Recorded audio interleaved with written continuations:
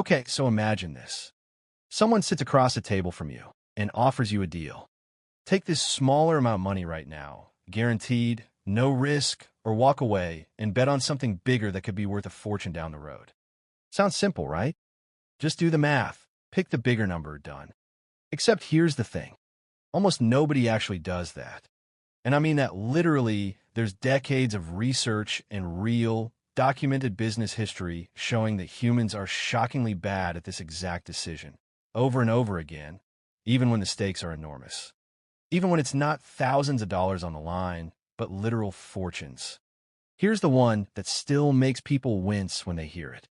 Back in 1999, a search engine company called Excite had the chance to buy a small, scrappy startup for about $750,000.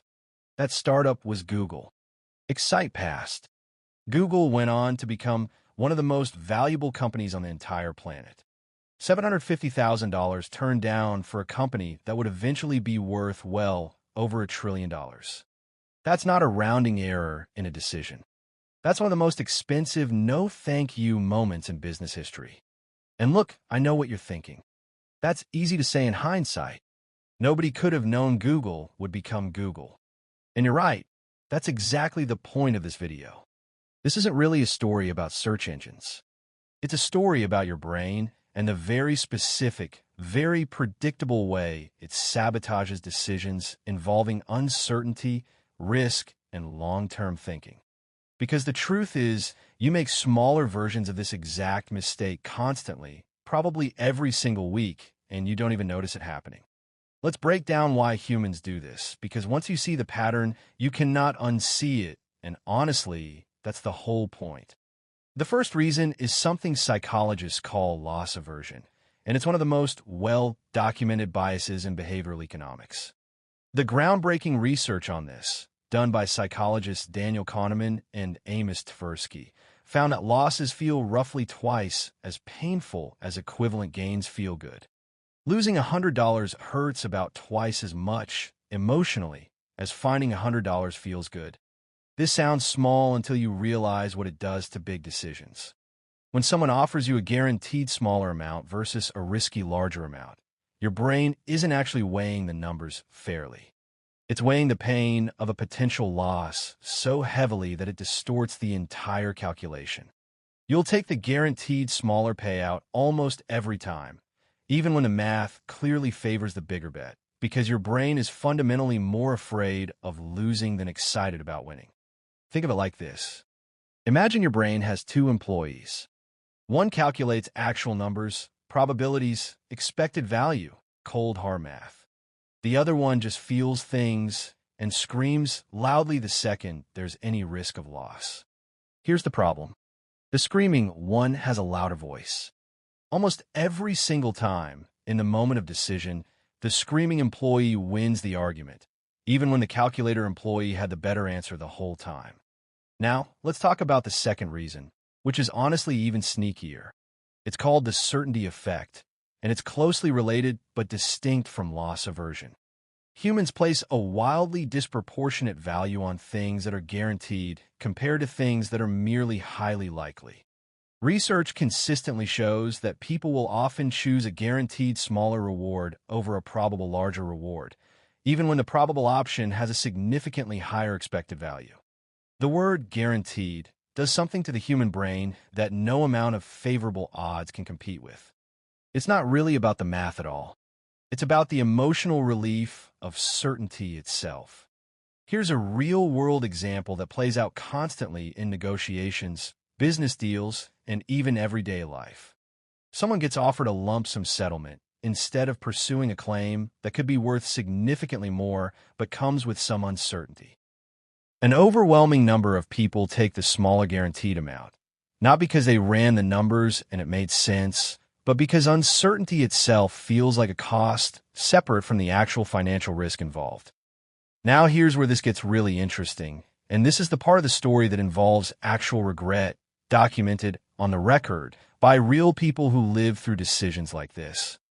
There's a well-known account involving Yahoo back in 2002 when the company had the opportunity to acquire Google for roughly $3 billion. Executives at the time reportedly felt that price was too high for a company that, at that point, hadn't yet proven its massive commercial value. They walked away. A few years later, Google was worth over 100 times that amount.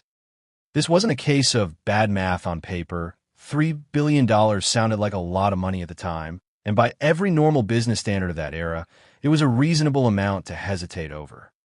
But it illustrates exactly the psychological trap we're talking about. When the future is uncertain, humans consistently anchor to what feels safe and reasonable right now, rather than what the math suggests could be true later. This pattern shows up again and again throughout business history. Blockbuster had the opportunity to acquire a small DVD by mail startup called Netflix for around $50 million in the early 2000s and turned it down. Netflix went on to become worth well over $100 billion at its peak, while Blockbuster went bankrupt less than a decade later.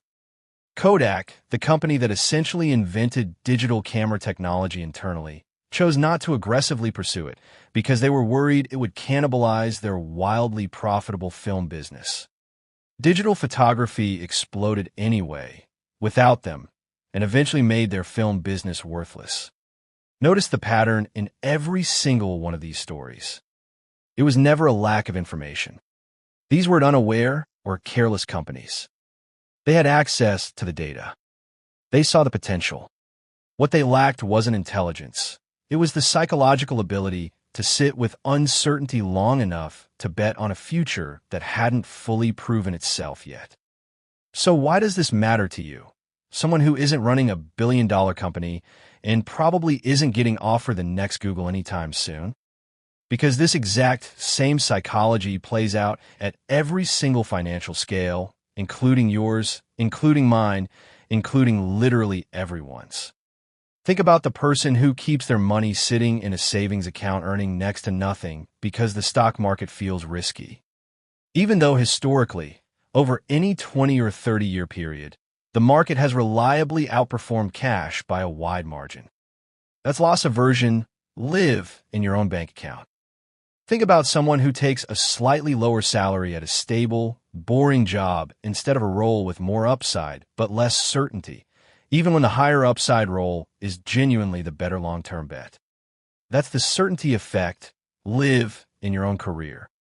Here's the uncomfortable truth. You are, statistically, making smaller versions of the exciting Google mistake regularly, and most of the time you don't even register as a mistake because the cost is invisible. Nobody sends you a headline that says, "You just missed out on $400,000 of retirement growth because you kept your money in a savings account for 15 years." There's no dramatic, regretful business story written about you. The loss just happens quietly in the background over decades, and by the time it's obvious, the window to fix it has mostly closed. So let's talk about what to actually do with this information, because understanding a bias doesn't automatically fix it. You have to build actual systems around it. The first thing is to recognize the specific moment when certainty is being sold to you as safety. Whenever you feel a strong emotional pull toward the guaranteed option, pause and ask yourself honestly, am I choosing this because the math genuinely favors it, or because the discomfort of uncertainty is doing the deciding for me? This single question, asked consistently, will save you from an enormous number of bad long-term decisions. Because it forces the calculator employee in your brain to actually get a word in before the screaming one wins by default. The second thing is to separate the size of a decision from the size of your fear response.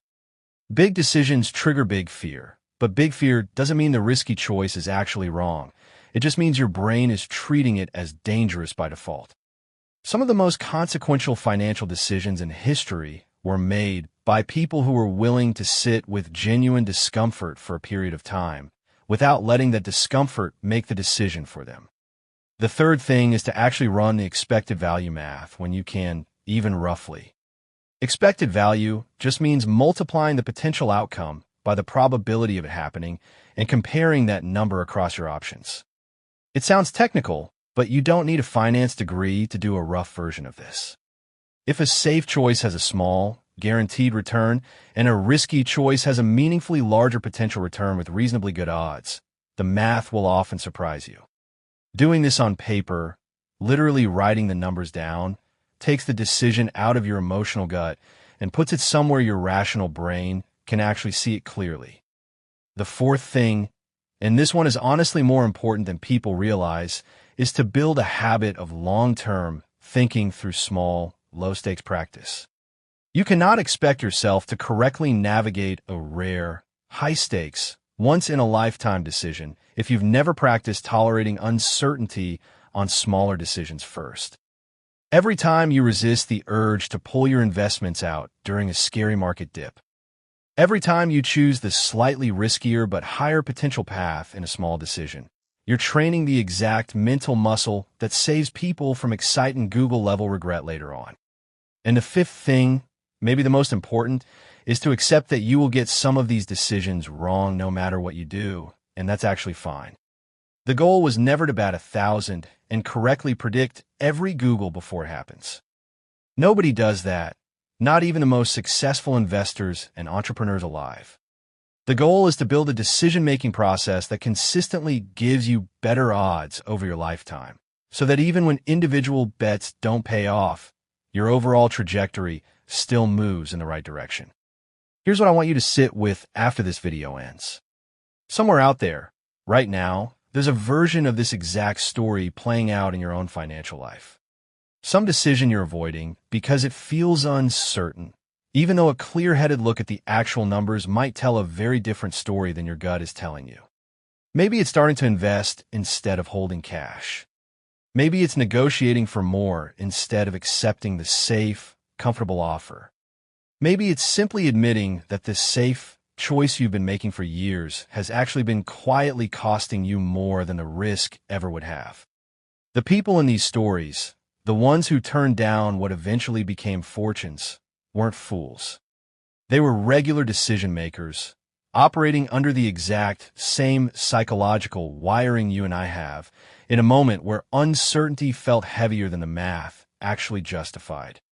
The only difference between them and the people who said yes is that somebody, somewhere, was willing to tolerate the discomfort of not knowing for certain. You don't need $1 billion decision to apply this. You need to notice, starting today, the small, quiet moments where fear is quietly making your financial decisions for you, disguised as caution. Because the most expensive words in the English language aren't "I lost everything." They're "I passed."